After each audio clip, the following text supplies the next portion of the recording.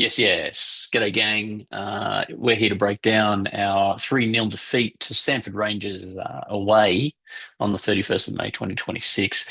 Obviously, there was a lot of motion after this. I have to say, at the start of the game, I didn't really.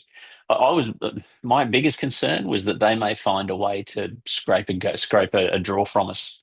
As it turned out, the scoreline obviously didn't reflect that. But I thought with our preparation, with our warm up, with the football we've been playing, building up nicely. I really thought that this was going to go a different way. And what I do want to spend some time talking about is how I actually think it was different set of different set of circumstances and things can work out very differently. We'll quickly go through the statistics. 50-50 possession. We generated 4 shots. They generated 5 shots. We won 5 corners. We won 14 free kicks to their 8. And quite frankly, if the referee had been doing his job, we would have got a lot more free kicks. We won 23 throws to their 43. I've thought about why that was the case. And if you look at their football, they're very direct. They tend to try a very physical brand of football, going direct for goal. Basically, try to make it all about trench warfare, really, and go direct at the goals. And as a result, they tend to not concede. Too many. They tend not to concede as many balls over the line unless they kick it there because they're clearing. We were trying to use a lot of wing play, and on the domed surface, the ball tends to roll away. I think that explains why they got such a disproportionate amount of throw-ins to us. It's certainly not a very consequential statistic in the context of many games. Fouls, we had 6 fouls awarded against us. They had 15, and quite frankly, as I said, I don't want to spend too much time talking about the ref, but gee, I think we could probably feel somewhat aggrieved that we didn't end up with a significant amount more than that. Passes 169 to 82 in their favour. Possession minutes 13 to 12 in our favour, and the possession 162 to 173. Kind of not really much in that. So my point is, even though the scoreline reflected a 3-0 result, we felt that we'd really let ourselves down at the end of the game and at half time. But the statistics don't really show a significant difference between the sides. So the take home from this is what we need to fix is really simple. We just need to stand up to be counted a little bit more. And that's probably a really, really good test of playing our football because they're a gritty, grafty team and they're going to kick you and they're going to push you and they're going to shove you. They couldn't have asked for a better ref. He was just very obliging. So we probably couldn't have had things go more against us in terms of creating an environment to test our football. But the upswing is if we can play that football in that environment, then it bodes very well for our development across the season. And I'll tell you, boys, this season comes down to playing the best football that we have in September because we will make the top four, and then it's just a matter of being at our best in September, which is when it's going to really count. I wanted to change the thought process a tiny bit and just quickly look at the goals and the goal opportunities that were created. So, to start with, we're going to go to, and this also ties into one of our goals, which was spread, create width. So basically, stretch, create, break. So in this situation, there's a couple of things I want to highlight here. First of all, this is really scrappy. The ball's in the air. It's just honestly, it's the kind of football that makes you want to apologise to football. This guy kicks Mayel. Mayel takes that person. Our three best scrappers in our team are Mayel, Riley, and Griggsy. Now Mayel, he just grabs him by the shoulder, just pulls his arm a tiny bit. It's all a bit friendly. He turns aggressively and ends up face to face with Mayel. And we'll just flag this. So Mayel runs away and he's glaring at him. He's probably saying something. It won't be very creative or intelligent, I wouldn't have thought. And he's still glowering at Mayel as he trundles back. Mayel's off down the pitch, looking to get involved. Now, at this point in time, this is what I'm highlighting. We're 2 minutes 15 in. We put Will away. We've got Benji on the inside. The square ball's probably not on for Will, so Will decides to take a shot. And quite frankly, in this situation, Will has a strong shot. Unfortunately, the shot misses. Now, I'll let it roll through. We score that goal, and it's 2 minutes 15. And I got to be honest with you, we go ahead in this game. Now, this is the other thing I was going to point out. You can see number six. I'll rewind it just a smidgen. This number six, he he's a midfielder. There's no reason for him to be wandering out this way to find Mael other than to shove him. Mail's there, whatever. Yeah, bang. I don't know. Maybe you two know each other. Maybe I don't know. But it's and he's still glaring at him. To me, this indicates someone who's not quite right in the head, and they have a bit of a bit of a suspect temperament. Now you remember these players because it's not hard to get under their skin. And if you get under their skin, they quite frankly can't help themselves because they just have a really suspect temperament. This is 2 minutes into the game. Do you know what I mean? Game hasn't even started, and the guy's raging at someone, feels compelled to run 40 minutes to put a shoulder charge on them because they touched them. Like, honestly, oof, God. Um, so we'll let it roll through from here. And still going, still going. Mail's just like, yeah, whatever. Thanks, mate. Have a banana. So well done, Mayal. But we can learn from this because when you play these gritty, niggly teams, they can self-destruct, particularly with characters like that. And we'll flag that for a little bit because we're now just going to move forward to the next thing that I wanted to highlight, which is at 5:22. In fact, it's immediately after this. So now we roll.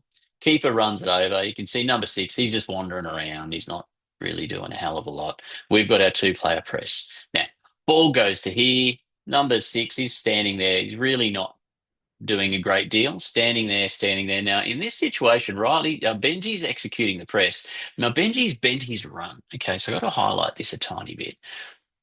Benji has bent his run to force him back in field, okay? Riley's coming across, Mael's tracking across. So this is all looking very good, but what's interesting is number six is just standing there, flat-footed, and he's doing nothing. And if you watch as the play unfolds, okay, the centre back brings it back onto his left foot and tries to pop it around the corner. What number six should probably have been trying to position himself in a better way to get the ball. Didn't work out that way. Riley cuts over and he's still jogging into position. Not really a lot of urgency because he's still distracted and upset by whatever it was that Mael did. Okay. Now, if we score either of those two chances, all of a sudden we're ahead in the game, and I think this is a good game to be to have a lead in, and we're a good team when we get a lead.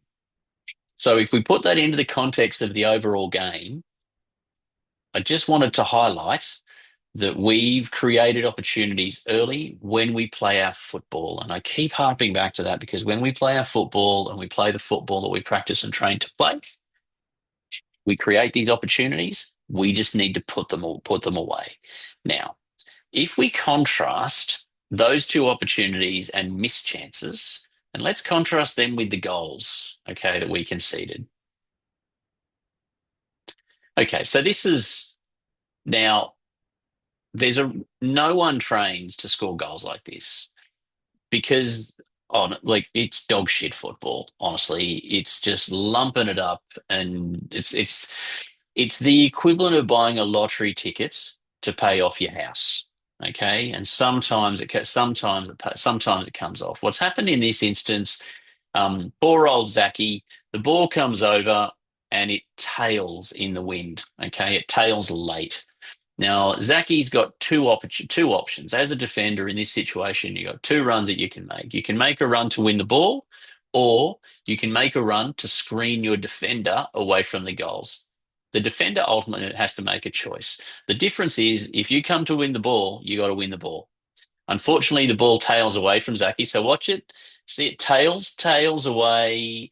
Zachy then has to stretch for it, misjudges it. Unfortunately, he even takes a little bit of pace off the ball, which allows whoever this kid is to tap it home. So I thought that was very much against the run of play, and you know, um, it's just I kind of put that on the scale of goals, a bit like the one we conceded against the Gap. Do you know what I mean? It's a goal. It counts. It's in the book. But gee whiz, it's probably not really a goal to be proud of. I would have thought, and no one trains to score those goals.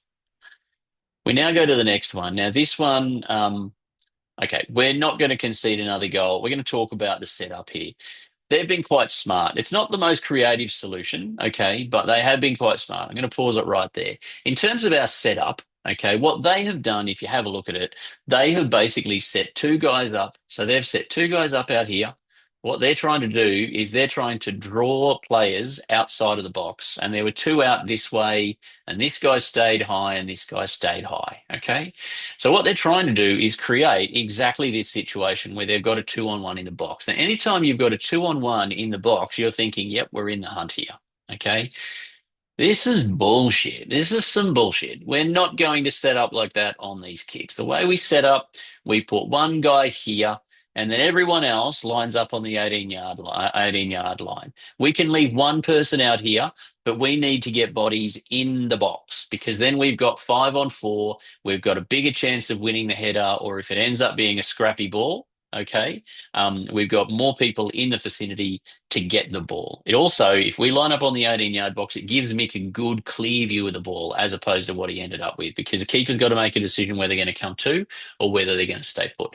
I think you could probably have been a bit further forward there. You don't need to be on your line there, but it depends. That's a keeper's choice. Ball goes up. Now, Maxi misjudges it. It's difficult on a windy day.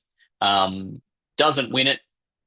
I think it's clattered into someone or another, and then the ball's just rolling around the ground. Now, this is a different situation to if we had a whole bunch of people tracking back to win that ball. As it turns out, Francis has a go at clearing it, is unsuccessful. It bobbles to this guy, and they end up scoring. Look, it's a goal. You can't take it away from them. It's a bit of a shit house goal, let's be honest. So anyway, that's their two goals in the first half. I'm not going to look at their third. I'm not going to review their third goal. Credit where credit's due. It was a good shot. I mean, I would argue, I would suggest that that player could probably take the shot that they took for their third goal. He could probably take that 10 times, and he probably hit the target twice. But what matters is that he hit the target on that occasion. Went in on the underside of the bar. Unlucky for Mick. Often they can bounce out or bounce literally anywhere. Didn't on that occasion. So that's their three goals. I've already shown two opportunities that we created. We didn't create a huge amount, but we did create high percentage opportunities. So we're now going to go down to, okay, 57-19. And this is in the second half. We've broken down the side. Now, this is our press. You will get opportunities with the press in the second half because sooner or later, every team has players on their bench who are developing players, okay? And they've got to bring them on at some point. Bang, Riley wins it. Now, I don't know whether it's Danny or well, I'm assuming it's like one of the Lukes because they strike it with their left foot. But anyway, ball played, bang, struck with the left foot. This is a good opportunity. Quite frankly, I think we would expect under normal circumstances to score or at least create a fumble from the goalkeeper, which we get a second opportunity at. So the point is, they're three really good opportunities which we've created through playing football or executing our press appropriately. Okay. Um, so in a game where we all felt as though we were soundly beaten and we were beaten up and not in it and taken out of the game, we've still created enough opportunities through playing football, which we didn't even play for the whole duration of the game, to win that game. Now, one thing I do want to highlight, and this just goes to this is, I suppose, it's gamesmanship. Um, so if we go to, where are we? So 14-11. Yeah, sorry, boys, we've got to go a long way back. But this just goes to when you're playing these gritty teams, very often they've got really suspect temperaments. And that's definitely the case with this number six. So in this situation, once again, he's in there just fighting, kicking, carrying on. Now, Danny's there. Danny's trying to defend the ball, and he literally into Danny's back shoves Danny over the ball. The official is just watching that, sort of, going. who knows what's going through his head. But in any case, literally shoved Danny over the ball, and then turns. Riley manages to pinch it. Okay, so now at this point in time, Danny's pinched it. You can see he's actually reaching out with his hand to try to grab Riley's shirt and drag Riley back. The only reason he doesn't is because Riley's away a little bit too quickly for him. Now, you got to look for these players. I never want to have any of you boys carry on like this. Riley's stolen the ball. That's fine. It is what it is. You're gonna lose the ball. Riley cups up now. Riley passes the ball. Now, what this kid does is he comes straight through. Now, this is nothing other than an attempt to injure another player. He comes straight through, whacks into Riley's legs. It's just a grub act. There's no intent to win the ball. The ball's long gone. He's just come in to try to kick through Riley's leg because the kid's not right in the head. He's just got a suspect temperament. I don't want to see any of you boys ever doing that sort of stuff. You need to be better than that in life. But the reason I've highlighted this on two separate occasions is if someone's this unstable, it means you can wind them up. Because if you wind them up and you just niggle, nothing outrageous, just niggle, just give them something to get the shits about. It won't need to be much. Just, bump them, push them around a bit, maybe, the odd heavy tackle, because they will self-combust. And that's something that we can think about in the future. Um, but I don't want to see any of this. It's just disgusting football. Like literally, it's almost bloody. Riley's almost done a somersault. He's gone in so hard, all because he lost the ball. Honestly, just grow up. So, um, we'll now go to number two. Now, our goal was stretch, create, blah, blah, blah, blah, blah. Okay, so stretch, create, break. We were doing a really good job of it. Now, here, okay, win the ball. Now, Luke does a really good job of recognizing where the space is. Goes to Maxi. Now Maxi comes forward and he finds Will. And notice, we talk about the lines. Remember, we talk about the lines. We do it all the time. So he's straight away broken the press. This is actually their defensive line here, and their midfield line. It's a bit of a mess actually because we've managed to turn the ball over and they haven't got their shape organised. But Will's going to come onto the ball and he's going to win it here. Okay, so he's going to win it. And then that creates the opportunity to pass to Grigsy, to pass to Zach on the line. But, and this is I'm really, really happy with this play. Will rolls it back to Zach and we rebuild. Okay. I'm not impressed because we're going backward, but I'm impressed because rather than try to dribble three people, Will's just dribbled it out the back and retained possession. We now go over to Luke, and all these boys have got to run from one side of the pitch over to the other. And they can do that all day, and we can make them do that all day. Notice we've got them stretched here. And in this situation, honestly, I have no issue whatsoever if the option that Luke determines, okay, is to dribble back inside, and then we can go back to Mick. We can go across to Max. But the point is, we can move the ball laterally and just run them around a bit. Stretch, create, break. That was the plan for the day. Okay, and I'll bring that up because now it's time to consider our review sheet. Okay, so this is our review sheet. So our goal was to manipulate the opposition, create space, and break lines and progress the ball into dangerous attacking positions. Okay. Can we manipulate the opposition before penetrating? We've just shown a really good example of that. And then when it didn't work, we just rolled it back out and maintain the possession. And the other one, now I've rated us as an amber on that because I thought we did it well on some occasions, but as you'll see as we move through the highlights, we didn't do it as well on other occasions. But we did stay to the act. So now, in this situation, now Mayel, you don't have to go forward. What I would point out is you have an easy ball back.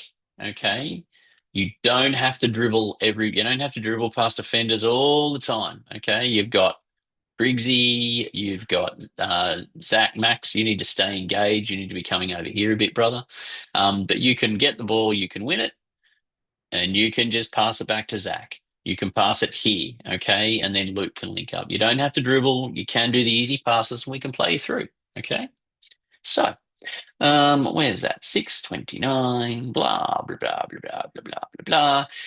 This is an example of a really good run. We get to this point in time. We identified, that's what really impressed me. We identified that their left back was out of position. He was getting drawn in all the time. Okay. So Riley's won the ball, and here we are. So if we look at them, it's what really impressed me. Will create space for us out wide really well. This is actually their centre back here. So this is their centre back, and this is their right back. I think this is their left back. I don't know what he thinks he's doing, but anyway, he's well out of position, and that creates space which Riley has recognised for Will to run into. Now, what happens at this point in time? Let's see how big Willie reacts.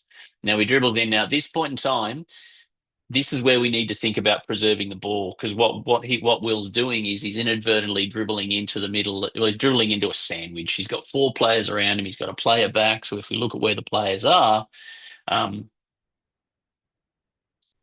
plenty of players ahead, no obvious pass. You've got Danny there who you can work off. So the solution here is to try to find a way to recycle possession. Okay, we talk about this in our transitional moments. The easiest option might well be to turn out and then find Zach, and then from Zach we can play ourselves out, stretch, create, break. Gosh, I'm having a shocker with the arrows, aren't I? So, because what happens is we turn over the ball. Okay. So, but as it turns out, in a happy coincidence, I believe the next little bit of video clip is a different decision. 15:05. Okay, so excellent pass again by Max. Notice he's breaking lines. Okay, and this is great. We break lines. So we've got their back line, we've got their midfield, and then we've got their press, which is kind of disintegrated. Will wins it, but rather notice, here's the trick. Like, honestly, they're all flocking around the ball like flies on shit. Okay, the space is out here. Okay, so what does Willie do? That might even be Luca, is it? Yeah, good job. So plays it back. What I wanted to point out though in this situation, really good play by Luca.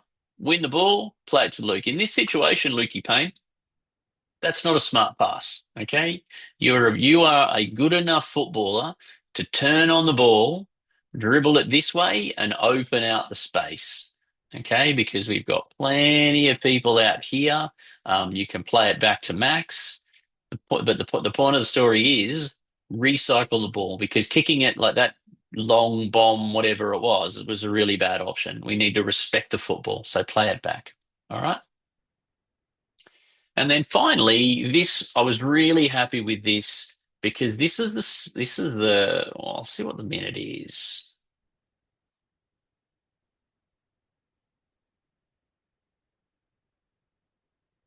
Okay, so this is the 55th minute. We're 3-0 down. I'm sure I've got it right, haven't I? No, 73-38. It's even further into the game.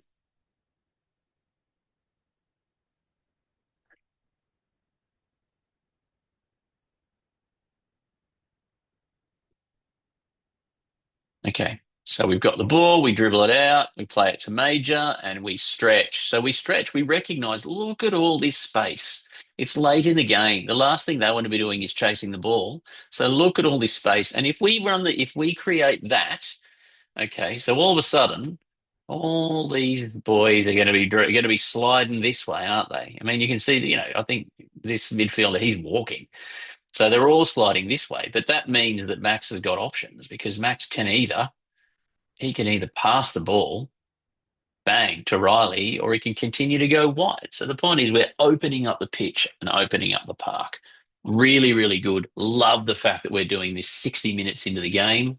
Well done, boys. Okay, this kind of play will take us to another level. I promise you. Um, One thing I wanted to talk about while we're talking about stretching, because I'm trying to keep this relatively brief, because I'm pretty sure that if I make these too long, it just doesn't sink in, because, Concentration spans are concentration spans. So in this situation, Lukey, you know what? You don't need to be afraid to use Mick. Just roll the ball back to Mick, and then we get into position. Centre back, right back, and then we build again. Okay? That's it. That's how we can play. That's how we can play because instead we dribble that way, and then you try to play up there, and we just create a transitional moment. Didn't hurt us because we're in position. We've got our back four set. We've got our defensive midfielder there, but it's unnecessary. We should have possession. Okay, so let's just use Mick. Um, Similarly, while I'm on this topic, well, I'm just going to discuss Mick using the Mick as an option to break the line. Okay, so this is the 70-50.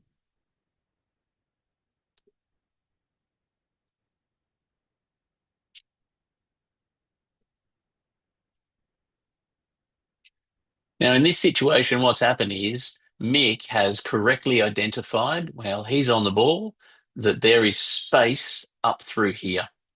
So if we can get the ball to this space, we've got two players on the ball. So this is an example of the goalkeeper breaking the opposition lines because this is their attacking line, this is their midfield line, and this is their back line. So we basically broken two lines with a good aggressive pass. That's an advantage that Mick gives us.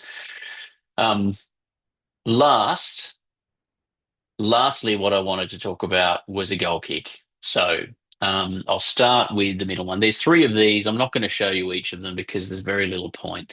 Um, Something that happens when you play football, when you're under stress, and it's a trap that you can fall into when you play teams like Samford that are gritty. They just they try to make it physical. They kick, they carry on, they try to make it about trench warfare. When you're under that kind of stress, it's not that different to doing a fight. You know, whether you're boxing, whether you're fighting MMA. Because I can tell you what happens if you box, or if you fight MMA, and I've done both, then what you find is when you get tired, when you get fatigued, you kind of get tunnel vision. It's one of the reasons why you have to be so very fit to be a fighter and fight at your best is because you need to get oxygen to your brain. Because if you can get oxygen to your brain, then you can think, and if you can think, you're going to drastically improve your probability of performing. And it's important that you do perform. Football's the same. What happens is when we get under pressure, when we get under duress, we get tunnel vision, we go too direct. And this is an example. This situation, honestly, we've got the ball, we're really deep. Mage is on the ball. Max drops to here. Francis drops to here. Luke drops to here, and we just run the ball. Okay, because I tell you now, they don't want to be chasing the ball, but let them chase it, bugger them. Okay, so we can do that. We can even end up in a situation, where Ollie drops in to help out. But my point is, there's no need for us to be kicking long. I don't want to see this anymore. We can just as easily go through the feet. We're 70 meters away from goals, for God's sake. Literally, we're just giving them back possession. Really pointless. So, boys, I hope what you've taken away from this video has been positive because there's a lot of positives to take away from the game. The scoreline's obviously not what we hoped for, but I hope that I pointed out some definite positives that we can take out of the result, albeit not the result we wanted. So let's build on the positives, learn from the negatives. After reviewing it and having this chat, I'm not unhappy that we had that result because I'd rather be having this result now mid-season than at the end of the season because we can learn from this, we can really dig deep, and we can grow. I look forward to seeing you at training tomorrow. Thank you for your attention.